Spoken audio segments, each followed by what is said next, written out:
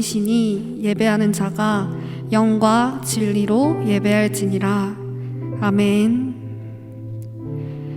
사도신경으로 우리의 신앙을 하나님께 고백하겠습니다. 나는 전능하신 아버지 하나님, 천지의 창조주를 믿습니다. 나는 그의 유일하신 아들, 우리 주 예수 그리스도를 믿습니다. 그는 성령으로 잉태되어 동정녀 마리아에게서 나시고 본디오 빌라도에게 고난을 받아 십자가에 못 박혀 죽으시고 장사된 지 사흘 만에 죽은 자 가운데서 다시 살아나셨으며 하늘에 오르시어 전능하신 아버지 하나님 우편에 앉아 계시다가 거기로부터 살아있는 자와 죽은 자를 심판하러 오십니다. 나는 성령을 믿으며 거룩한 공교회와 성도의 교제와 죄를 용서받는 것과 몸의 부활과 영생을 믿습니다. 아멘. 9월 첫째 주 청소년팀 온라인 예배에 오신 여러분 모두를 환영합니다. 오늘도 각자의 자리에서 예배 드리실 때에 주님의 임재하심을 생각하시면서 예배 드리길 원합니다.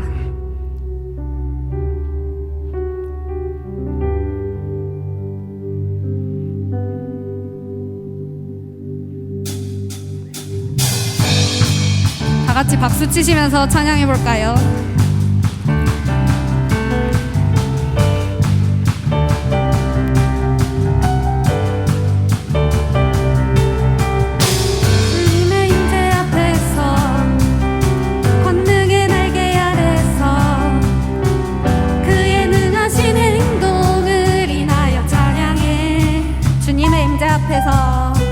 주님의 임재 앞에서 권능의 날개 아래서 그의 능하신 행동을 인하여 찬양해.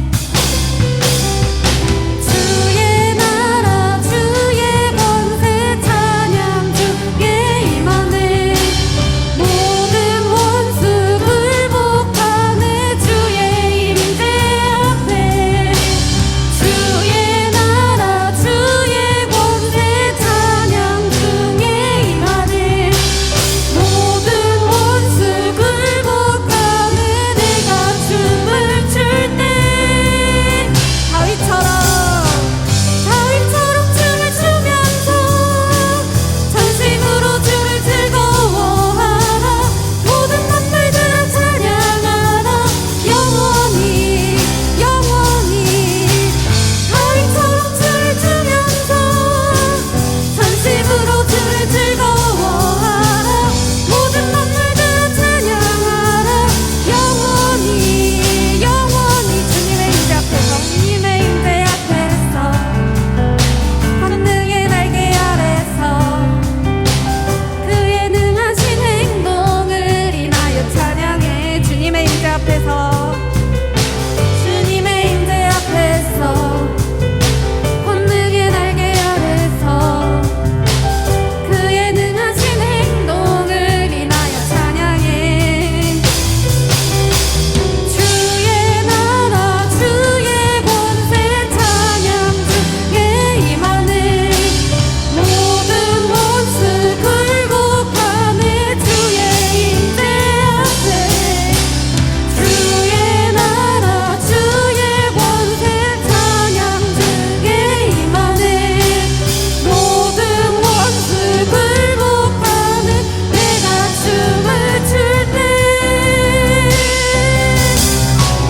다윗처럼 춤을 추면서 전심으로 주를 즐거워하라. 모든 만물들아 찬양하라. 영원히 다윗처럼 춤을 추면서 전심으로 주를 즐거워하라. 모든 만물들아 찬양하라. 영원히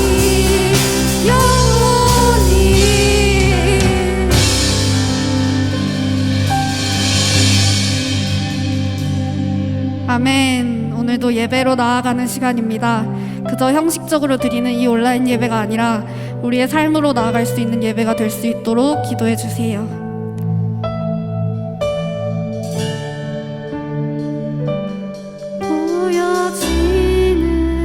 보여지는 예배 아니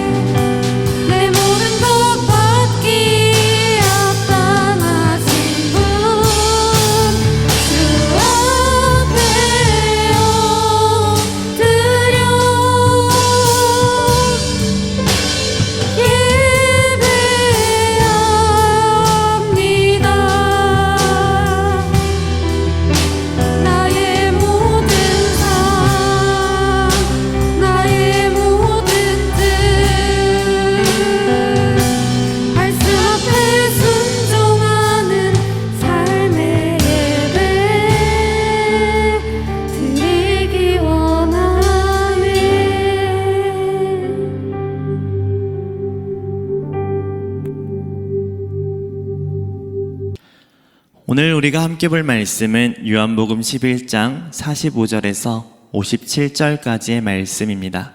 요한복음 11장 45절에서 57절까지의 말씀입니다. 우리 성경책을 함께 찾아서 볼까요? 네, 여러분도 다 찾으셨나요? 우리 함께 읽겠습니다. 시작. 마리아에게 와서 예수께서 하신 일을 본 많은 유대인이 그를 믿었으나 그 중에 어떤 자는 바리새인들에게 가서 예수께서 하신 일을 알리니라. 이에 대제사장들과 바리새인들이 공회를 모으고 이르되 이 사람이 많은 표적을 행하니 우리가 어떻게 하겠느냐. 만일 그를 이대로 두면 모든 사람이 그를 믿을 것이요 그리고 로마인들이 와서 우리 땅과 민족을 빼앗아 가리라 하니 그 중에 한 사람 그 해의 대제사장인 가야바가 그들에게 말하되 너희가 아무것도 알지 못하는도다. 한 사람이 백성을 위하여 죽어서 온 민족이 망하지 않게 되는 것이 너희에게 유익한 줄을 생각하지 아니하는도다 하였으니 이 말은 스스로 함이 아니요 그 해의 대제사장이므로 예수께서 그 민족을 위하시고 또 그 민족만 위할 뿐 아니라 흩어진 하나님의 자녀를 모아 하나가 되게 하기 위하여 죽으실 것을 미리 말함이라라. 이날부터는 그들이 예수를 죽이려고 모의하니라. 그러므로 예수께서 다시 유대인 가운데 드러나게 다니지 아니하시고 거기를 떠나 빈들 가까운 곳인 에브라임이라는 동네에 가서 제자들과 함께 거기 머무르시니라. 유대인의 유월절이 가까움에 많은 사람이 자기를 성결하게 하기 위하여 유월절 전에 시골에서 예루살렘으로 올라갔더니 그들이 예수를 찾으며 성전에 서서 서로 말하되 너희 생각에는 어떠하냐? 그가 명절에 오지 아니하겠느냐 하니 이는 대제사장들과 바리새인들이 누구든지 예수 있는 곳을 알거든 신고하여 잡게 하라 명령하였음이러라. 아멘. 오늘 말씀은 예수님을 죽이려고 모의한 어떠한 사람들에 대한 이야기입니다. 이 전의 내용을 보면요, 예수님께서는 병들어 죽은 나사로를 살리신 사건이 있습니다. 여러분들이 이 나사로의 부활 사건 다 알고 계실 겁니다. 이 나사로를 살리신 사건은 요한복음에만 기록되어 있는 유일한 말씀입니다. 그리고 이 나사로의 사건은 예수님의 죽음과 아주 깊은 연관을 맺고 있습니다. 나사로가 죽었는데 다시 살아나셨습니다. 그리고 예수님이 죽었다가 다시 살아나실 것을 암시하고 있는 말씀이라는 것이죠. 그리고 이 부활한 나사로를 통해 많은 유대인들이 예수님을 믿게 되었습니다. 하지만 당시 종교 지도자들은 이 사건을 계기로 예수님을 믿지 않고 오히려 예수님을 죽여야 한다라고 이렇게 작정하게 됩니다. 오늘은 이 나사로의 부활을 통해 나타나는 두 가지 부류의 사람들의 모습을 살펴보며 말씀을 나누고자 합니다. 첫 번째 부류의 사람들은 종교 지도자들입니다. 죽은 자가 다시 살아난 기적의 소식을 통해 이 종교 지도자들, 즉 대제사장과 바리새인들은 아주 긴장했습니다. 그들은 예수님의 능력을 본 사람들이 자신들의 권위보다 예수님의 권위를 더 인정하게 되지 않을까 굉장히 걱정하고 불안해했어요. 그리고 자신들이 가진 어떠한 기득권, 권력을 잃어버릴까봐, 사람들이 자신들을 인정하지 않을까봐 굉장히 두려워했습니다. 죽은 사람도 살리시는 예수님의 능력을 이들도 물론 봤습니다. 그러나 예수님의 그 능력을 보고 이들은 예수님을 믿는 것이 아니라 오히려 예수님을 질투하고 시기했어요. 그리고 자신들의 어떠한 것들을 잃어버릴까봐 두려워했어요. 그들이 느낀 이러한 두려움과 시기심은 결국 예수님을 죽이자라는 마음을 품게 만들었습니다. 본래 유대인 종교 지도자들의 모습은 하나님께 영광 돌리는 삶을 살 수 있도록 백성들을 이끄는 그러한 역할을 해야 하는 사람들이었습니다. 백성들을 이끌어서 하나님께 영광 돌릴 수 있게끔 인도하는 역할을 가진 그런 존재들이었어요. 그러나 예수님을 통해서 드러나는 그 하나님의 영광보다 자신들의 영광에 더 집중했던 모습을 가졌습니다. 자신들의 편안함, 자신들의 어떠한 부귀영화를 더 누렸다라는 것입니다. 즉 자기 만족과 유익을 위해서 하나님의 영광보다는 자기를 위해서 살아가던 사람들이었습니다. 이들의 모습이 종교 지도자들의 모습이었습니다. 이 종교 지도자들은 영적으로 타락했다라는 것이죠. 이렇게 영적으로 타락해진 사람들은 결국 어떠한 병에 걸리게 되는데 영적인 무감각증에 빠지게 됩니다. 이 영적 무감각증에 빠지게 되면요, 하나님께서 어떠한 말씀을 하시더라도 그 말씀을 제대로 이해할 수 없게 됩니다. 또 이 영적 무감각증에 빠지게 되면 하나님께서 항상 말씀하시는 것도 듣지 못하게 됩니다. 이러한 병이 바로 영적 무감각증이에요. 결국 이 병에 걸린 영적 무감각증에 빠진 이 종교 지도자들, 특히 대제사장은 예수님이 죽어야 온 민족이 살 수 있다라고 말하게 됩니다. 오늘 말씀에서도 나와 있죠. 하나님께서는 원래 이 대제사장을 통해 말씀하시기를 예수 그리스도의 대속의 죽음을 선포하게 하셨습니다. 예수 그리스도가 너네들을 위해서, 너희의 죄악을 위해서 대신 죽으실 거야 라고 그것을 말하게 하셨는데, 이 대제사장은 영적 무감각증에 빠져서 그 의미를, 하나님의 말씀의 의미를 이해하지 못했습니다. 그리고는 그냥 이렇게 말하죠. 예수를 죽여야 한다, 저자가 죽어야 한다 라고 말한 거예요. 그리고는 결국엔 예수님을 십자가에 못 박혀 죽으시게 만들었습니다. 그러므로 여러분, 우리가 하나님의 영광을 드러내는 일에 살아가기 위해서는, 또 하나님의 말씀을 제대로 이해하기 위해서는 우리가 영적으로 깨어 있어야 합니다. 여러분이 세상의 어떤 성공에만 얽매여 있다 보면 이 세상을 쫓아서, 또 이 세상에서 요구하는 것들만 집중해서 살아가다 보면 여러분 역시, 우리 역시 영적인 무감각증에 빠질 수밖에 없어요. 그리고는 하나님께서 하시는 말씀을, 하나님의 그 의도를, 하나님의 뜻을 전혀 이해할 수 없게 됩니다. 하나님께서는 우리에게 말씀하시는데 그 말씀을 우리가 듣지 못하게 된다는 것입니다. 그 결과는 어떻게 될까요? 우리 역시 오늘 말씀에 나타난 대제사장의 모습처럼, 종교 지도자들의 모습처럼 예수님을 죽여야 한다라고 말하면서 결국 우리들은 예수님을 십자가에 또다시 한번 못 박게 만들 수 있다는 것입니다. 그러므로 여러분들, 영적 무감각증에 빠지지 않기 위해서 영적으로 깨어 있으셔야 합니다. 그렇다면 이 영적으로 깨어 있기 위해서 우리가 할 수 있는 것은 무엇일까요? 무엇일까요? 달리 방법이 없습니다. 그 영적으로 깨어나기 위해서는 이 하나님의 말씀을 묵상해야 돼요. 그것도 매일매일 묵상해야 돼요. 이 말씀을 가슴에 품고 매일매일 가까이에서 이 말씀에 담긴 하나님의 그 의도를 이해하려고 노력하고 이 말씀대로 순종하려고 노력해야 합니다. 그리고 하나님 앞에 바짝 무릎 꿇고 엎드려서 기도해야 돼요. 하나님, 나에게 하시는 말씀이 무슨 뜻입니까? 라고 매일 하나님께 간절히 부르짖고 여쭤봐야 한다는 것입니다. 우리가 그렇게 나아갈 때 우리는 영적인 무감각증에 빠지는 것이 아니라 영적으로 깨어날 수 있다는 것입니다. 오늘 말씀을 통해서 또 나타나는 두 가지 부류의 사람, 두 번째 모습은 믿음을 가진 사람들의 모습입니다. 즉 제자들의 모습이에요. 예수님이 나사로를 살리신 일은 되게 많은 사람 앞에서 행하신 기적이었습니다.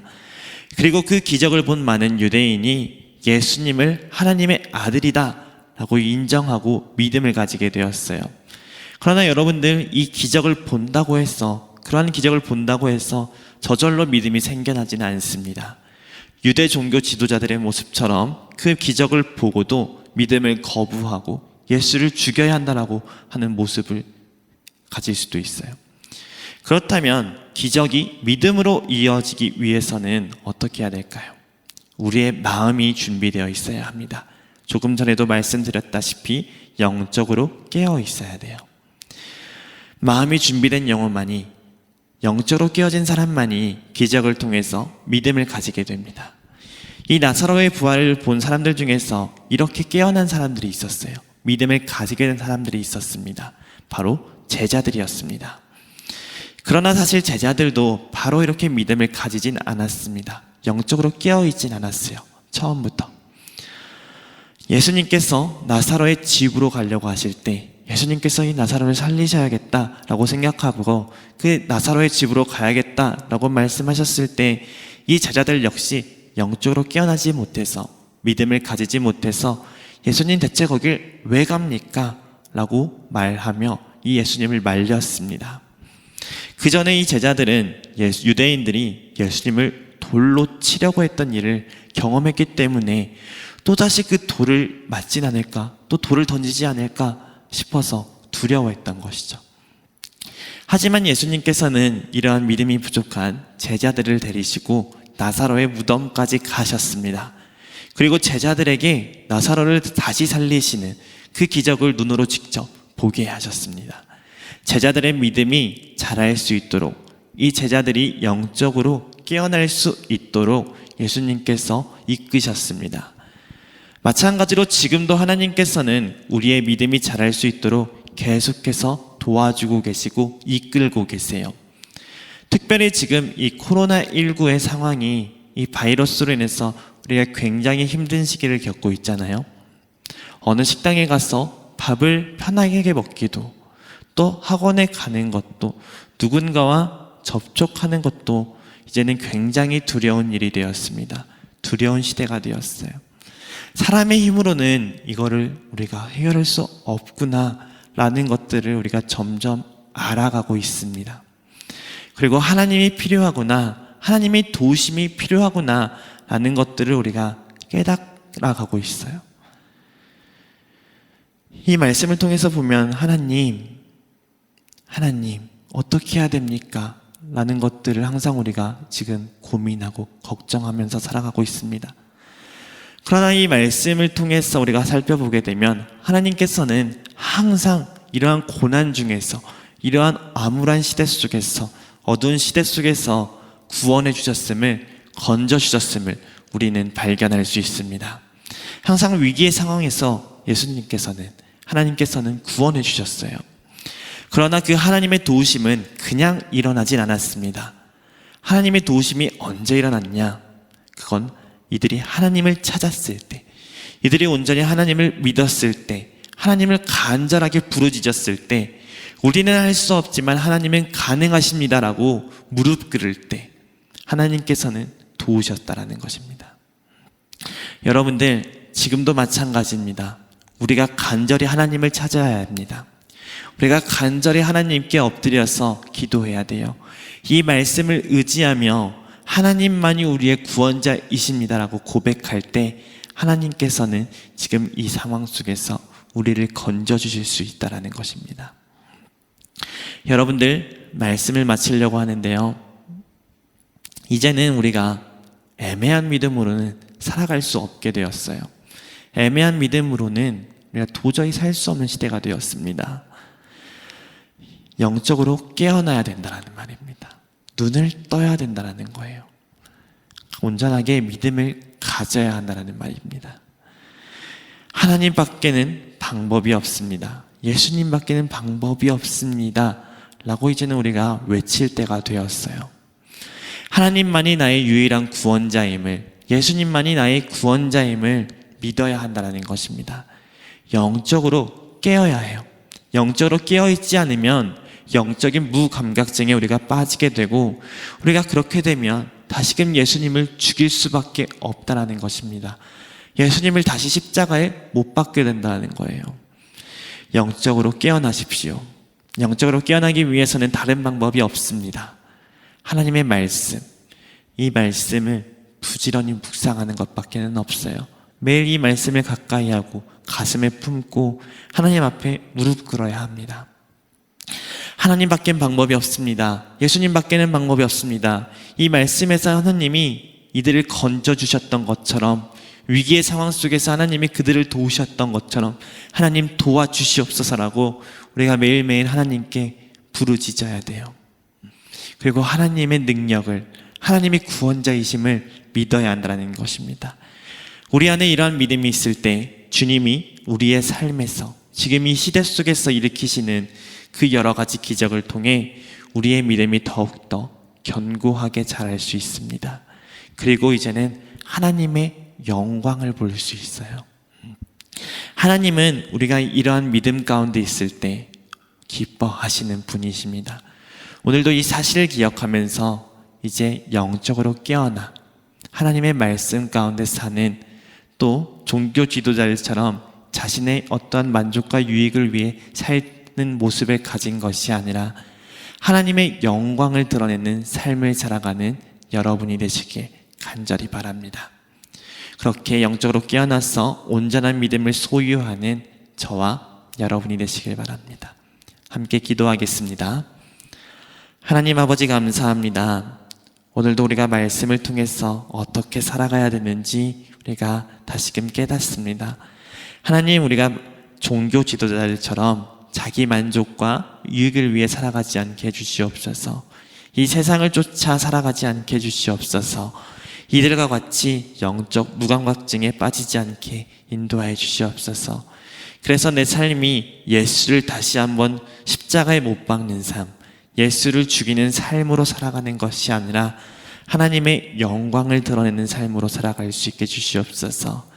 비록 지금 내가 믿음이 부족하고 많이 연약하지만 하나님께서, 예수님께서 이 제자들을 이끌고 온전한 믿음을 가질 수 있게 도와주셨듯이 하나님, 내 믿음이 자랄 수 있도록 도와주시옵소서.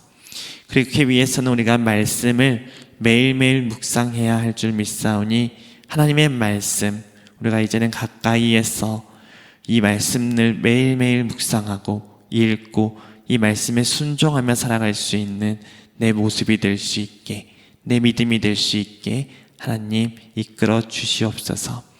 예수 그리스도의 이름으로 기도드립니다. 아멘.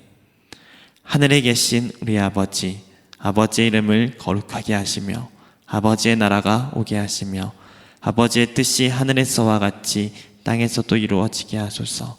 오늘 우리에게 일용할 양식을 주시고 우리가 우리에게 잘못한 사람을 용서하여 준 것 같이 우리 죄를 용서하여 주시고 우리를 시험에 빠지지 않게 하시고 악에서 구하소서. 나라와 권능과 영광이 영원히 아버지의 것입니다. 아멘.